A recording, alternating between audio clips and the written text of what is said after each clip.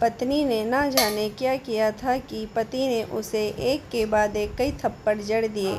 हमेशा हर सिचुएशन को शांति से हैंडल करने वाली पत्नी इस बार इतनी अशांत हो उठी कि उसने अपनी चप्पल ही निकाल कर पति की ओर फेंकी। चप्पल पति के बालों को छूते हुए निकल गई। रिश्तेदारों ने भी आग में घी का काम किया। किसी ने कहा, जो औरत अपने पति को चप्पल से मार सकती है वो नहीं तो वफादार हो सकती है और नहीं पतिव्रता। ऐसी औरत परिवार ही नहीं पूरे समाज पर कलंक की तरह है। बीवी के पक्ष वाले भी कहाँ पीछे रहने वाले थे। किसी ने कहा, 21वीं सदी में जो स्त्री के साथ मारपीट करते हैं उन्हें तो जेल भेज देना चाहिए।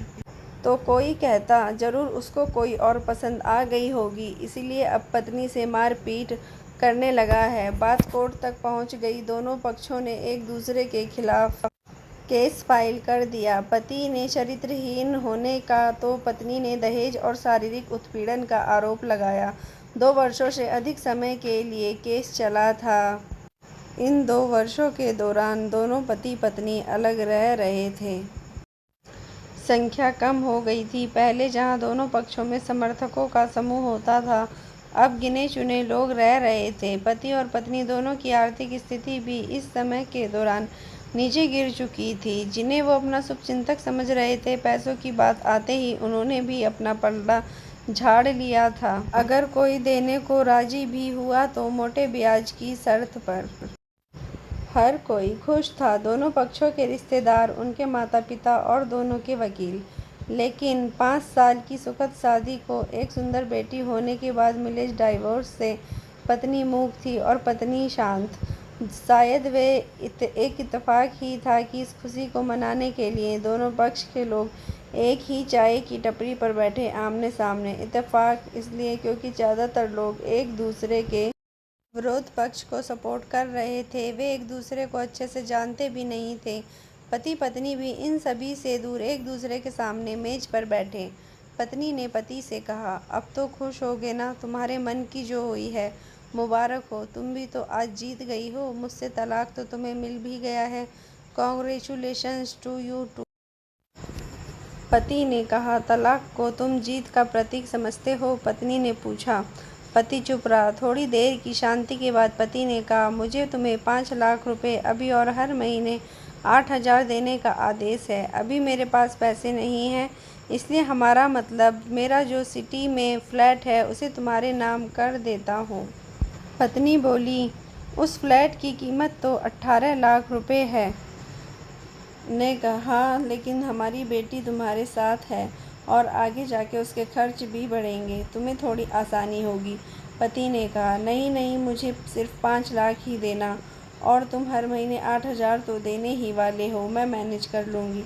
अगर 5 लाख नहीं हैं तब भी कोई बात नहीं। पत्नी बोली। दोनों फिर से शांत हो गए। पति सोचने लगा, कितनी भोली और समझदार है ये औरत, जो कुछ समय पहले तक मेरी पत्नी थी और अब अनजान। ये वही है जो कम से कम खर्च में घर चलाती और पैसे बचाकर मेरे जन्मदिन और बर्थडे पर हमेशा मेरे लिए नए कपड़े खरीद लाती थी। कभी बीमार भी हो जाती तो पैसे बचाने के लिए मुझे मालूम न होने देती और घरेलू नुस्खों से अपना इलाज कर लेती।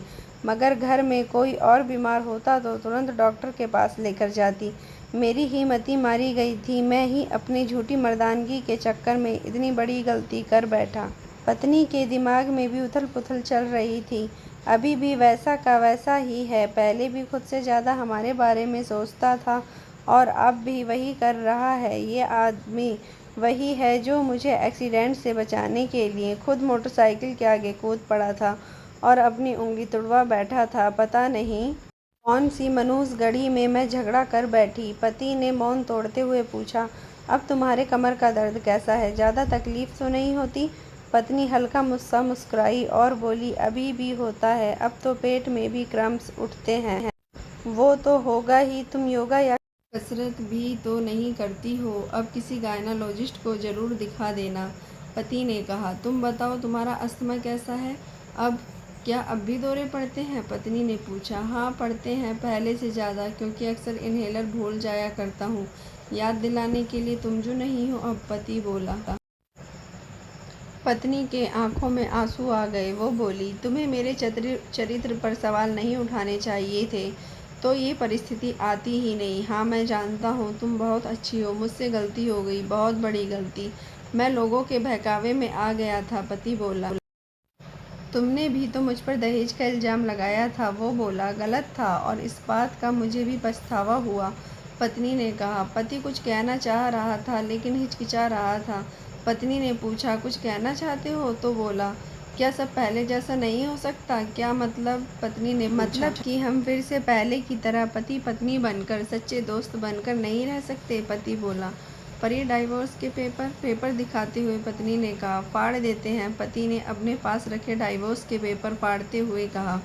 पत्नी ने भी अपने पास रखे पेपर फाड़ दिए। सभी हैरान थे, वकील, रिश्तेदार और माँ बाप। पति पत्नी दोनों एक दूसरे के हाथ में हाथ पकड़े अपने घर की तरफ चले गए।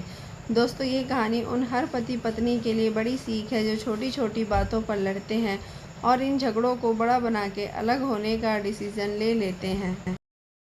झगड़ा तो एक सिक्के के दो पहलुओं की तरह है, दोनों को स्वीकार करना होगा, तभी ये पवित्र रिश्ता अपनी मंजिल तक पहुंच पाएगा।